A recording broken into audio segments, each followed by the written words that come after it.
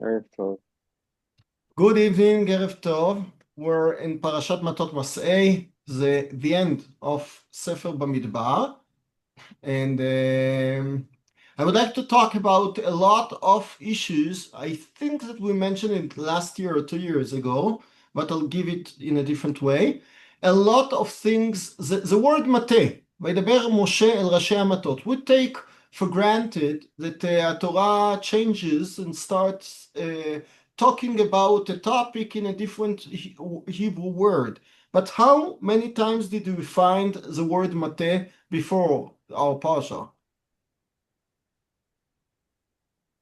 How many? You don't remember, huh? Okay. Well, I remember the Mate Aaron. No, Mate Aaron means something different, okay? Mate Aaron is Elef Lemate. it's in our parsha, right? Elef Is Lamate, it's in our parsha. What did Yeshua? No, there was no Shivatim there. With is Matez is Bimkom Shevet, nachon? כן, מטה זה במקום שבט.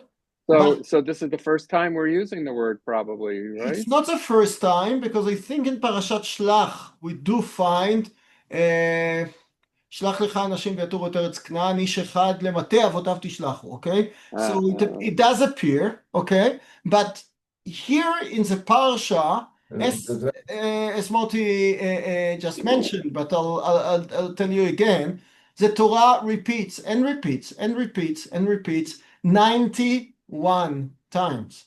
וידבר משה אל ראשי המטות לבני ישראל לאמור, ראשי המטות, and as you said, Moti, אלף למטה, okay, again and again and again. By the way, you know that from this pasuk, it contradicts what the Olam Haredi is used to interpret the famous Rambam. At the end of Shemitah V'Yovel, the Rambam says that כאילו, the Rambam ends with divrei Agada, like his tradition. In any halachot, the Rambam is used to end, if he can, with divrei Agada. And then he speaks about Shevet HaLevim and all the nachalot they have, they don't have. And then the Rambam says not only Shevet Levi, but everybody is exempt from the army. And from that Rambam, the Olam HaCharedi wants to prove that they are Shevet Levi because they learn Torah like Shevet Levi, and because of that they are exempt from the army. But it's not the Sifri that Moti mentioned contradicts it, because the Sifri says Elef Lamate. There are versions, but according to the main version, including Shevet Levi. Okay, so you do see that Shevet Levi went to the Milchama of Midian. Okay, had they been exempted, Torah would never have called them for any war. Okay, and even to the Girsat Agra, the Gra's version, that they are exempt from Milchemet Midian, Ma'et Shevet Levi. So why do you need a pasuk lema'et? That shows you that basically Shevet Levi are called upon the flag as well. Okay, just in specific cases you should not call them. Okay, that was just a comment. Okay, but again, you see elef lamate, okay, again and again and again and again. What happens in our parasha? Mamash, a collapse of all the skeleton Moshe has built throughout Sefer Bamidbar. Okay, Bnot Tzlofchad, they had a problem last week. He solved the problem, told them, okay, you get your own achala, and then they re-asked him what's going on. We cannot get married, because once we get married, our portion would be would be delivered to another Shevet. So what does Moshe say? Okay, you're right, again, and you should not marry. You shouldn't marry out of your tribe. Okay, this Atzat Moshe in our parsha stayed few hundred years. Okay, and as I mentioned on Shabbat, יפתח הגלעדי was ben isha zona. According to some meforshim, she was a prostitute. According to some meforshim, she was a plain woman, and they had a problem with him, but he was right. But according to some meforshim, Radak says that they used to call a prostitute a woman that married out somebody none from her shevet. Okay? So if you say, if you have Ashkenazim and Sfaradim, so let's say that Chas v'Sholem Ashkenazim married the Sfaradia, so they called her what they called her. Okay, why? Because of Atzat Moshe. So you make a structure, you make a skeleton of a nation, you try to mold the whole nation, and then you have some break, somebody undeliberately, but they came and they depict a problem that you should not marry out of your tribe. Okay, then you have a lot of things, okay, in our parasha that you break the whole system of the nation, okay? We have Milchemet Midyan, Vayikzof Moshe al Pkudei HaChayil. Again, non-obedient commanders to Moshe Rabbeinu and Aaron. Later on, you have I'll go on in a few minutes, and we'll see that each and every parasha looks like contradicting the whole system of a nation, okay? Even the Parashat Nedarim at the beginning of the Parsha, you would expect that in a nation, if there is a neder that disturbs, you go to the Rav or to the president of the tribe and you cancel it, but we don't see that. It comes to see that it's between the wife and the husband, it's between the daughter and the father. What's going on? You don't speak about a family anymore, you speak about a nation. And you molded the nation all over the book. So why do we have the tribes so many times? Mate, mate, mate, mate. למטה זה, למטה זה, אלף למטה, אלף למטה. Why do we have the contra nationalism movement in our parsha towards a family, relations between a daughter and her father, a wife and her husband? All this shows that something must be mistaken. And I think that I once meant it, I've once told you that, but if you remember, just told me, there is a beautiful play between the two words in Hebrew and in English, Shevet and Mate. Look, let's start in Hebrew. What does Shevet mean? A tribe. Okay? What does mate mean? Tribe. It's מילה נרדפת, as we call in Hebrew, okay? It's the same thing. What does shevet mean? Another meaning? Stick. Something? A stick. A stick, okay? מקל. הוי אשור שבט אפי ומטה בידם זעמי. Kadosh Baruch Hu says about the Assyrian dynasty that Kadosh Baruch Hu uses them as his stick to hit Chas v'Sholem Am Yisrael. It's his shaliach, okay? Oy Ashur Shevet Api. It appears several times in Tehillim as well. Okay, so Shevet means a stick. And what does Mate mean? Mate Moshe that you just mentioned, Mate Aaron.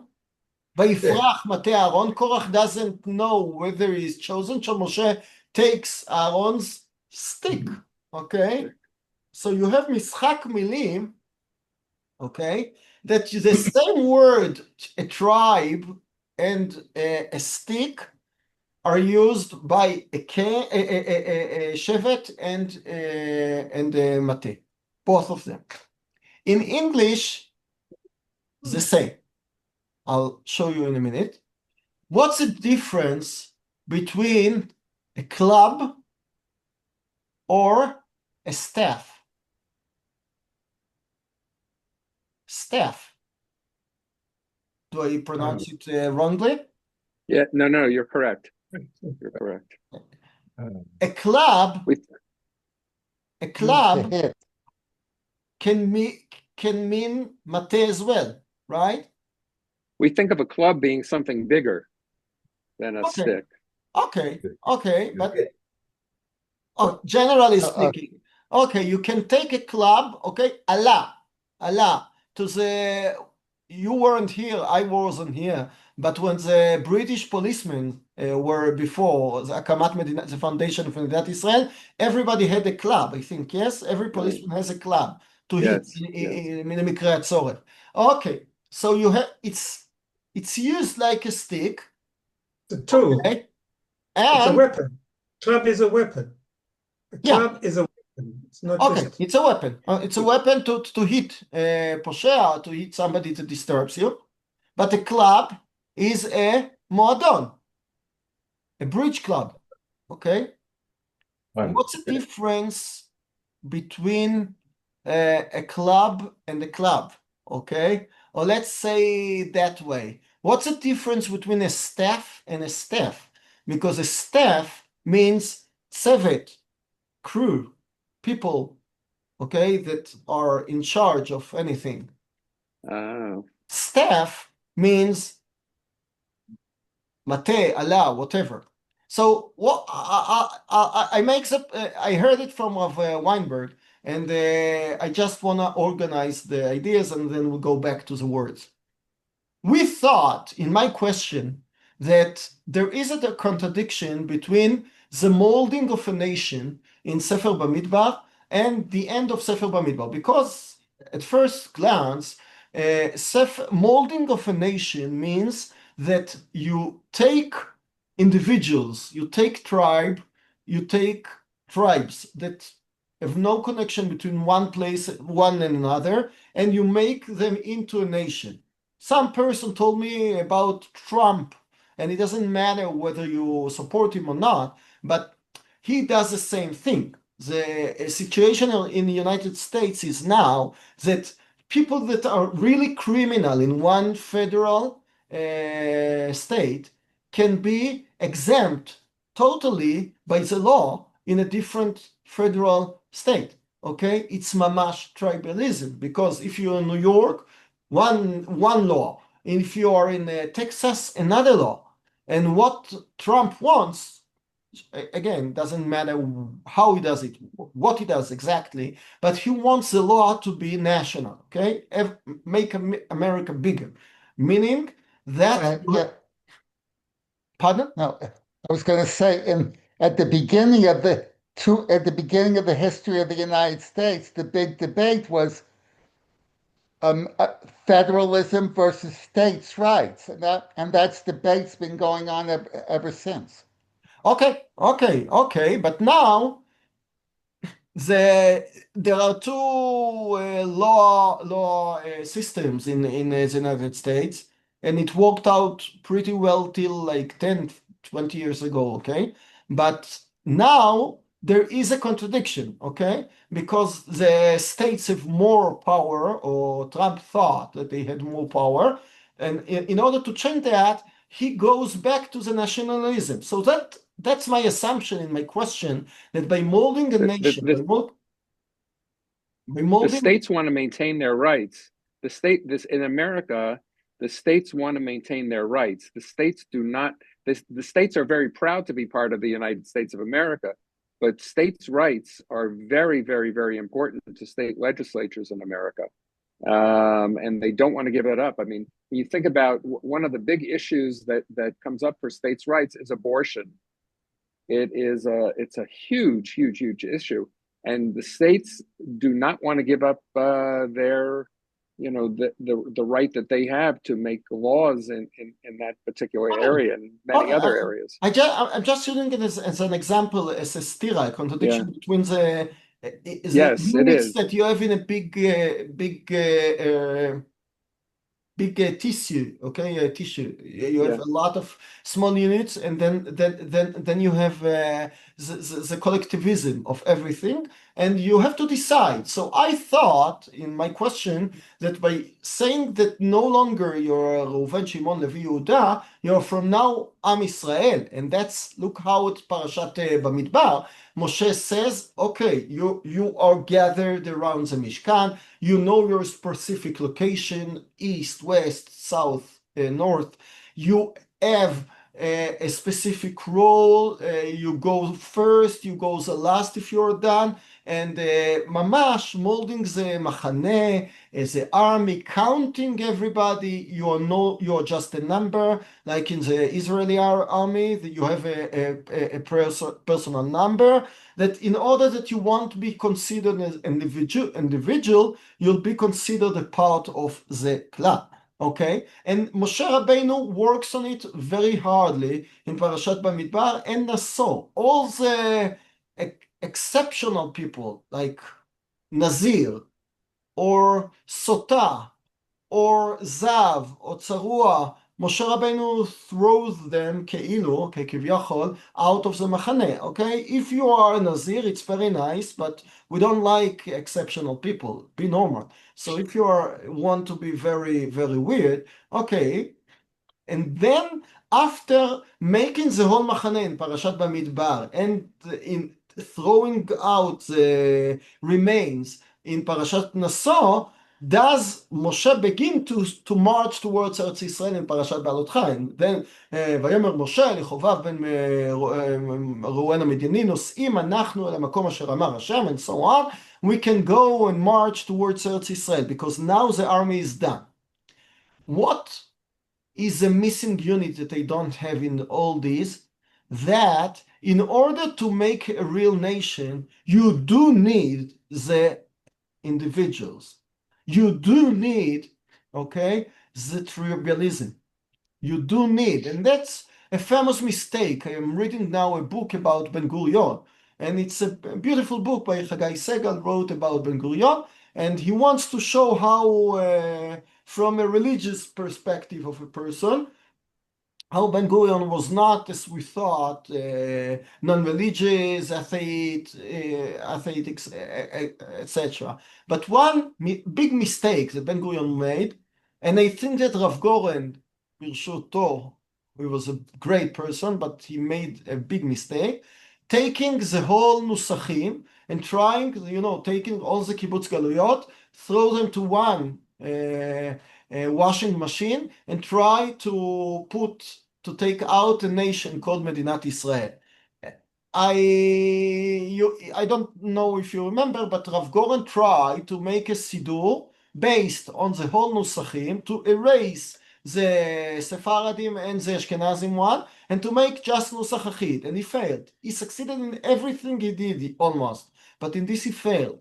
He failed because of a very, very plain reason. Because once you take tribes, you take different people, Ashkenazim, Sephardim, doesn't matter, they want to feel who they were.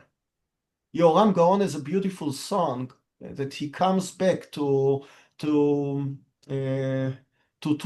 to Libya, because when Medinat Israel came, it was forbidden for the Sephardim years to dream about Tunisia, Lub. You made an aliyah, okay? It no longer exists. You are in Eretz Israel, so you should forget about it.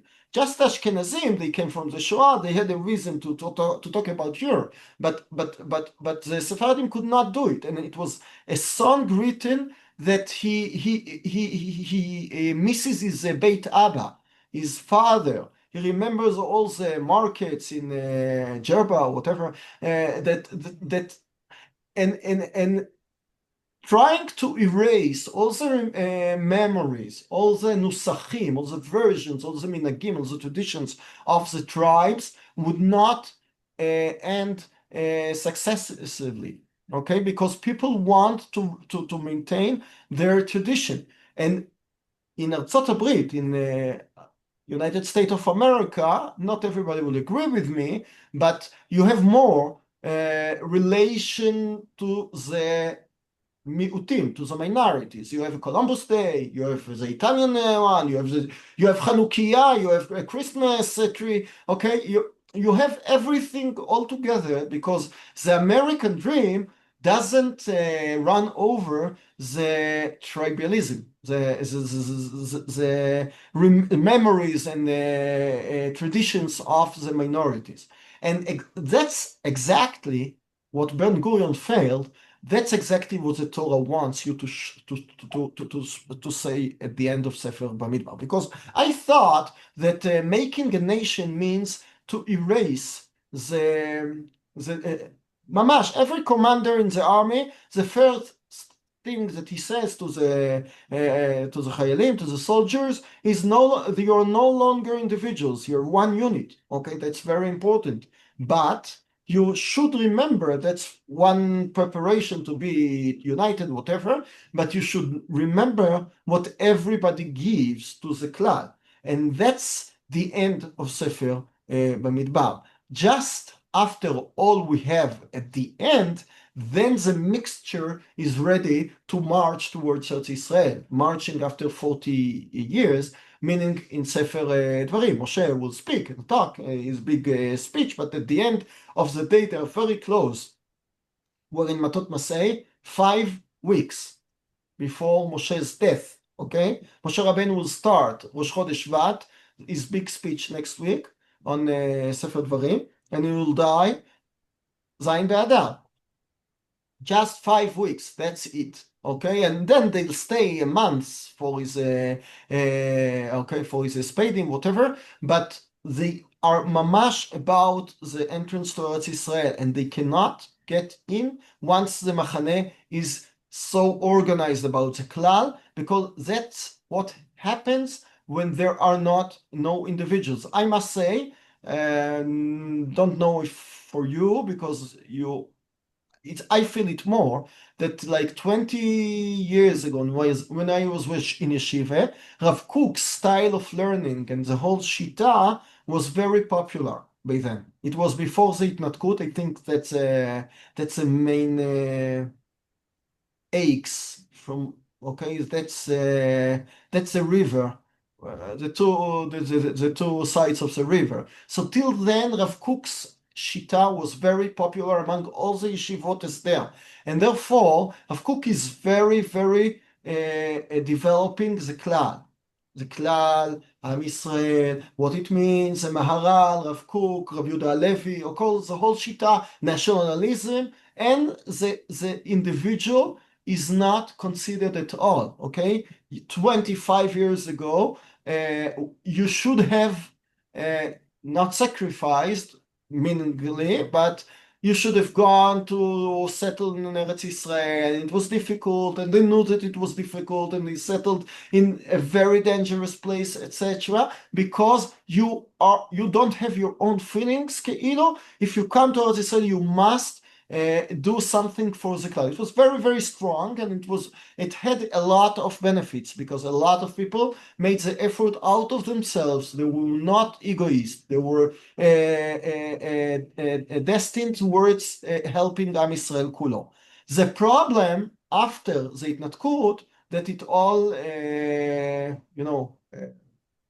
blew their faces, because they saw that the nation, the Medina, the state, okay, I'm not talking about why it happened.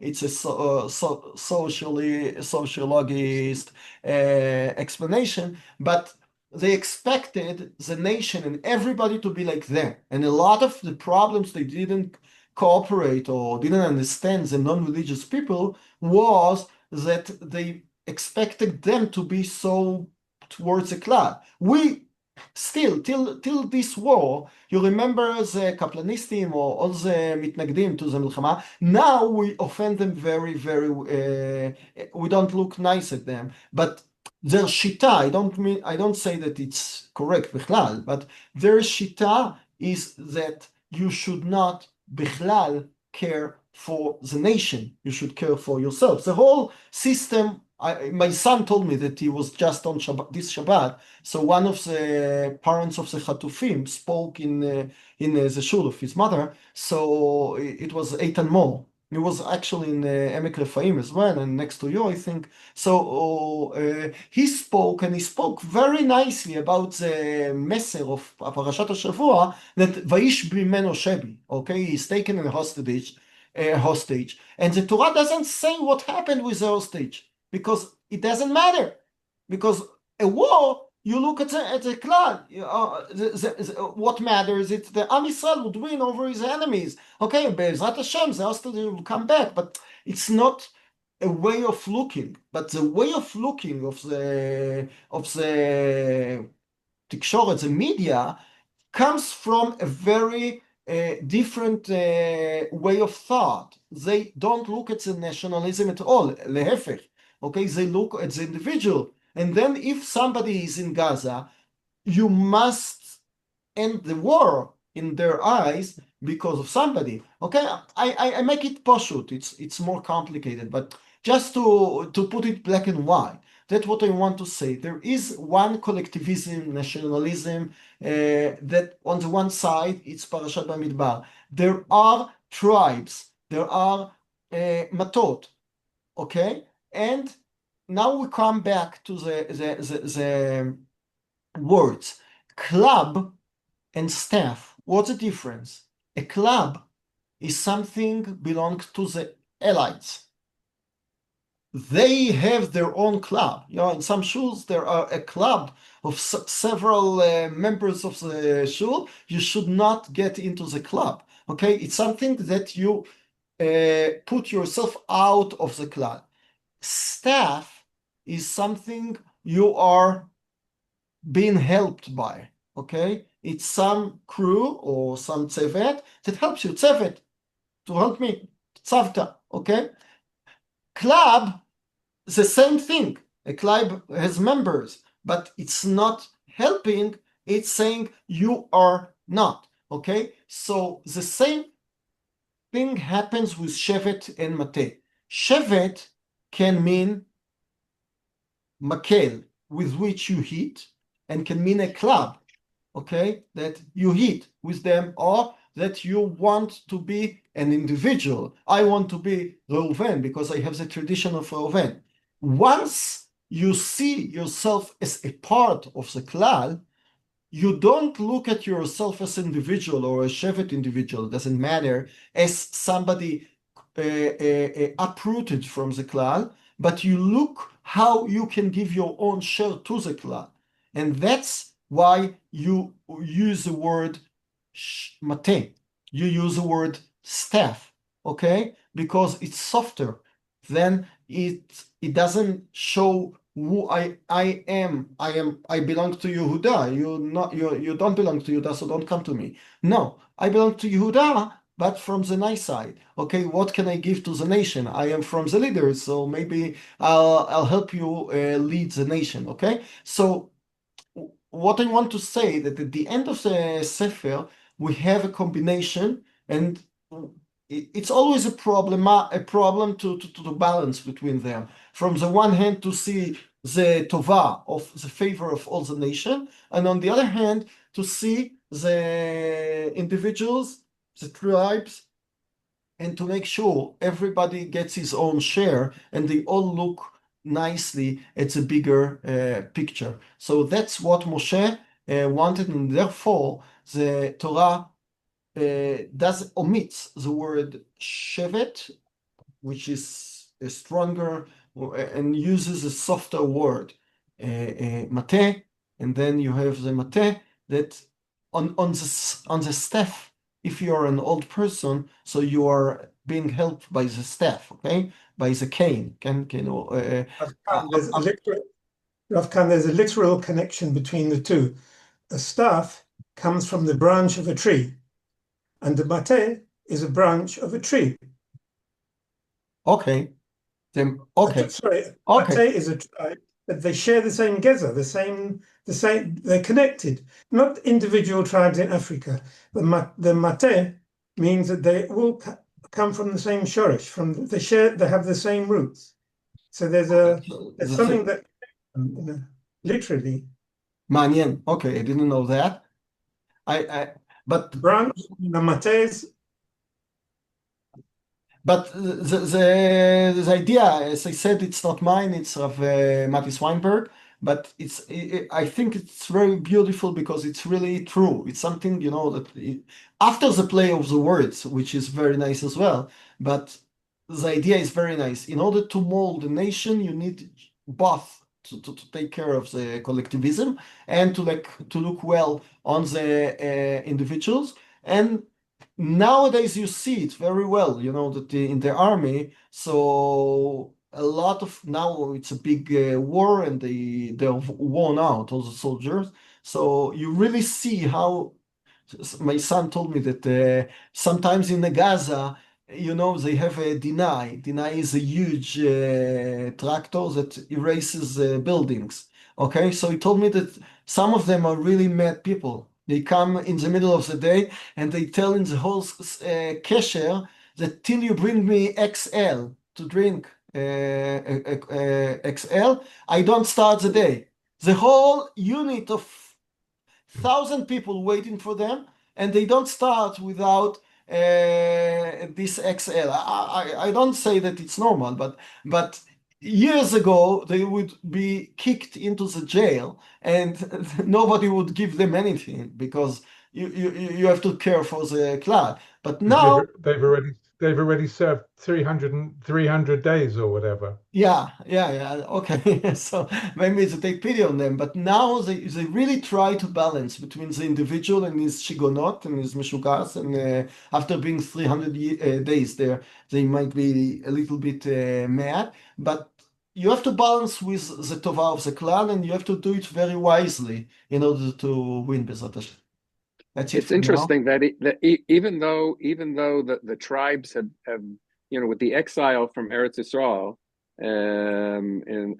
at the end of the Tanakh period, the tribes have totally disappeared, and they've been replaced by Edot, which has no. I mean, within each Edah, you could have people from multiple. We don't even know. So we like Hashem's system erased, and then these Edot came up, Right. through. It's just interesting. It's To interesting, think about but it. to tell the honest truth, in Sefer Yechezkel, at the end of it, we have Acharit Hayamim with all the tribalism comes back. Okay, it's a question whether Ashar Set Shvatim would be back, would not be back, Machloket in Sanhedrin. But according to Sefer Yechezkel, you have a place.